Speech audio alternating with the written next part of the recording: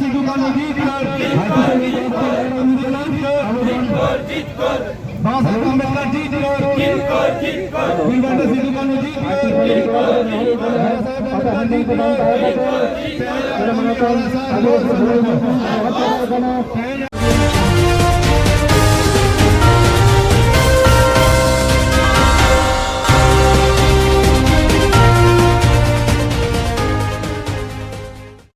পঞ্চান্ন দিনের লড়াই শেষ। মন্ত্রীর আশ্বাসে ধর্ণা মিলল আদিবাসী দিসম গাঁওতা। তৃণমূল জামানায় আদিবাসী স্কুলগুলির পরিকাঠামো ভেঙে পড়েছে, শূন্য পদে নিয়োগ নেই, জমির পাট্রা মিলছে না, আবাসিক হোস্টেলগুলোর হাল বেহাল।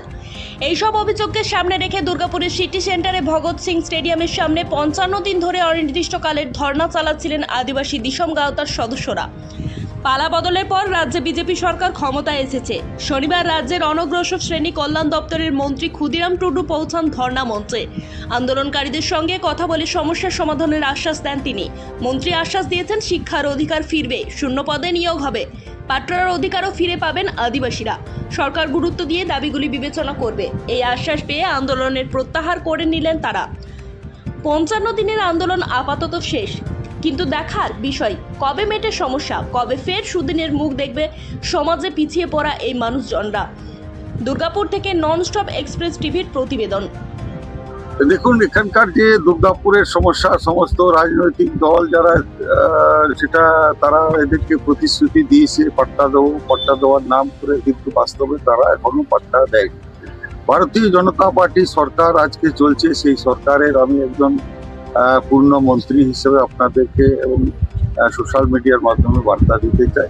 আমরা এই বিষয়ে এখানকার যারা বিধায়ক আছেন, লক্ষণ চন্দ্র গুরু মহাশয় এবং চন্দ্রশেখর ব্যানার্জি, তাদের সাথে আমি আলোচনা করব এবং এখানকার যিনি আধিকারিকরা যারা আছেন, এসডিও আছেন, ডিএলআর আছেন বা ডিএম সাহেব আছেন, তাদের সাথে বসে আলোচনা করে আমরা এখানকার মানুষজনের সমস্যাটাকে আমরা সমাধান করব।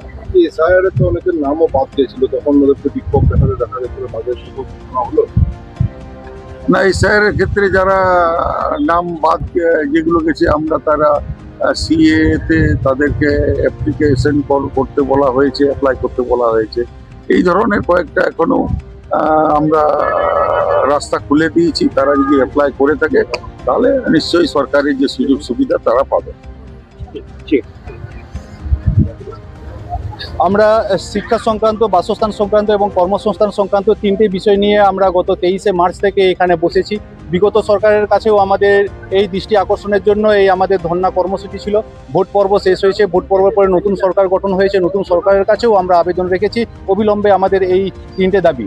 এই তিনটে দাবি যদি আমি একটু বিস্তারিত বলি তাহলে এরকম দাঁড়াবে। পণ্ডিত রঘুনাথ মুর্মু আবাসিক স্কুল 2005 থেকে চালু হয়ে এখনো পর্যন্ত সেখানে কোনো স্থায়ী হোস্টেল কর্মী নিয়োগ হয়নি 25 বছর ধরে। এটা আমরা বিগত সরকারের ব্যর্থতা বলেই আমরা দাবি জানাচ্ছি। আমরা এই সরকারের কাছে আবেদন করেছি যে অবিলম্বে একটা হোস্টেলকে বাঁচানোর জন্য হোস্টেলের কর্মী অবিলম্বে যেন নিয়োগ করা হোক। এছাড়াও জঙ্গলমহলে একমাত্র ইংলিশ মিডিয়াম স্কুল হচ্ছে Pandit Raghunath Murmu English medium residential school, যেখানে ক্লাস 1 থেকে 5 পর্যন্ত ইংলিশ মিডিয়ামে পড়ানো হয় এবং সেই ছেলেগুলোকে একলব্য স্কুলে পাঠানো হয়।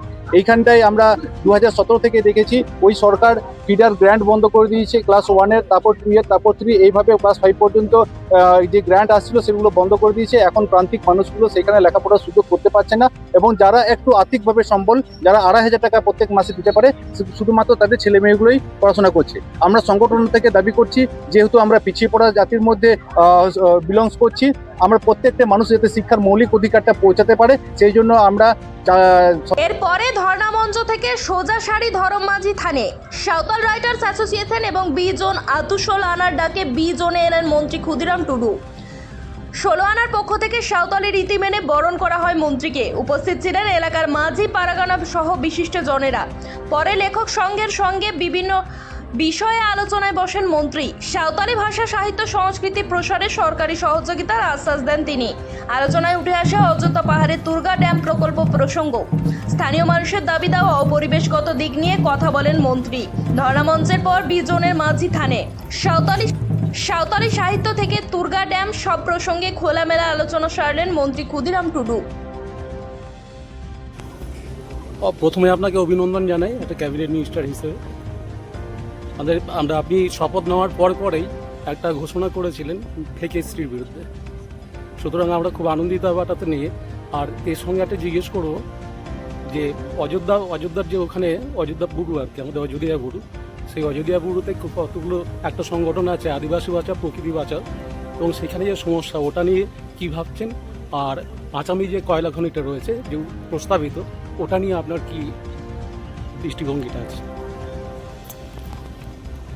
আমি যেটা আপনাদের একজন ক্যাবিনেট মন্ত্রী হিসেবে তাদেরকে আশ্বস্ত করছি, অযোধ্যা তথা আজুদিয়ে বুড়ু যে সেখানে কোনো আদিবাসীকে উচ্ছেদ করে কোনো কলকারখানা হবে, হ্যাঁ, কারণ আদিবাসীর পুনর্বাসন সঠিক চায়। আর আদিবাসীদের যেটা জল জঙ্গল জমিনের যে অধিকার সেটা এই সরকার প্রতিষ্ঠা করবে।